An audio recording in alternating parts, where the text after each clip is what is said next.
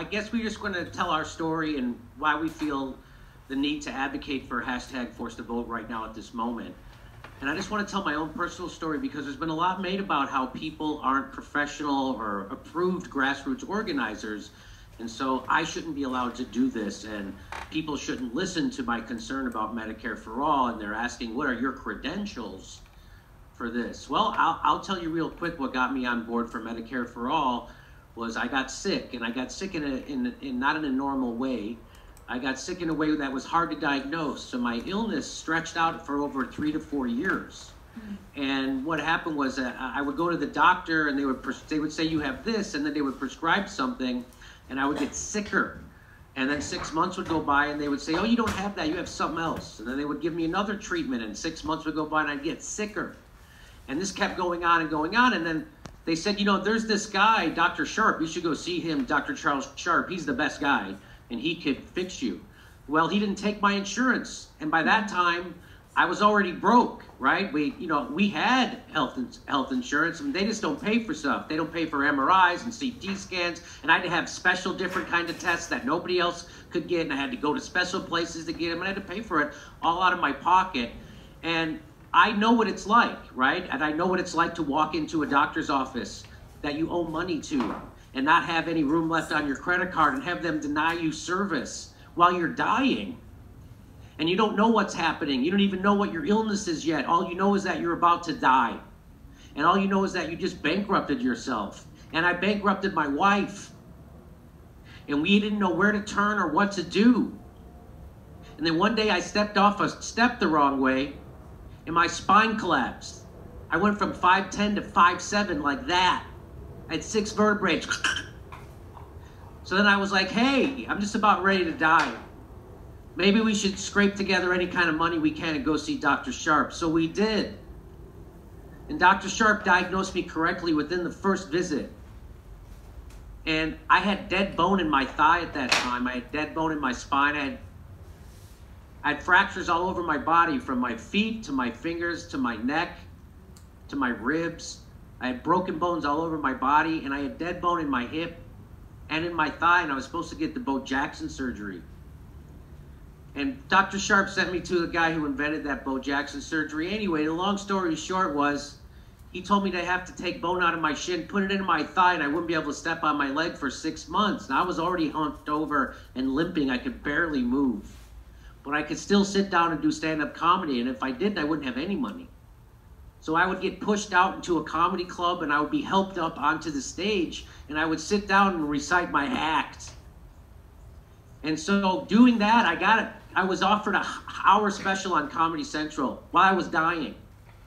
And I had to tell that doctor, I can't get this operation right now in my thigh because A, I don't have the money for it, and B, if I do it, I won't be able to do my Comedy Central special. And if I can't do that, I'm going to kill myself anyway.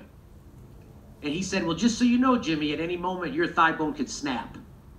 Any moment you step on stage, your thigh bone could snap, just so you know. And I said, well, that's a chance I got to take. And so we went bankrupt, and I didn't get that surgery. But Dr. Sharp, after 4 years of being misdiagnosed, finally helped me get back onto the road to recovery. And I'm still recovering today. And I don't think anybody has to go through that.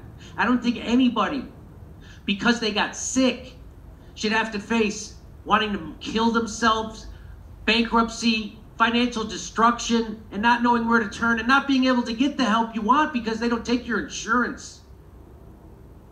It's a crazy situation we're into, and I hope that that would give me the gravitas to be able to advocate for Medicare for All on behalf of me and my family and other people's families who go broke or are worrying about getting sick.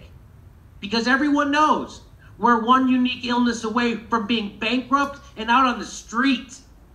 Everybody knows that. And if they don't vote for this right now, they're telling you they don't care. They'd rather protect themselves and their career and their position inside a party than help the people who elected them, who are dying in the middle of a deadly pandemic and the worst economic crisis in our history. That's what's happening. And I know I was told that I'm not allowed to advocate for this because I'm not official. Well, I'm telling you that this story gives me the ground to stand on. And people who have the same story like me, who don't have time to go out and be a professional organizer, I'm speaking for them. I'm speaking for the people who go bankrupt. I'm speaking for the people who die every year. The 40-some thousand people a year who die because they don't have health care. I'm speaking for them. They don't have time to go out and professionally organize. We're doing it for them. Because I don't think anybody should have to go through what I went through or what my wife went through ever in the richest country in the world. People who have worked all their lives every day shouldn't have to go through that. And when you have the power to do something about it, you should use your power. And if you don't use your power, shame on you. Bottom line is, people would ask me during this time period, how are you? And I would say, I'm fine, because how do you turn to somebody and say, my husband's dying. He's suicidal. We've tapped out everything. Like when people say, how are you? They don't really want to know how you're doing, because I think we probably all know we're not doing well right now. Weren't we all $400 away from a disaster? And look what's facing us. And so like now, when people say, I didn't lose everything. I have Jimmy still. And when they say, how are you? I say, I'm lucky. My husband's alive. And I'm angry. And it's time for Force the Vote. And this, Medicare for All, is about love. It's about loving each other and caring for our neighbors and the most vulnerable among us. Hashtag Force the Vote.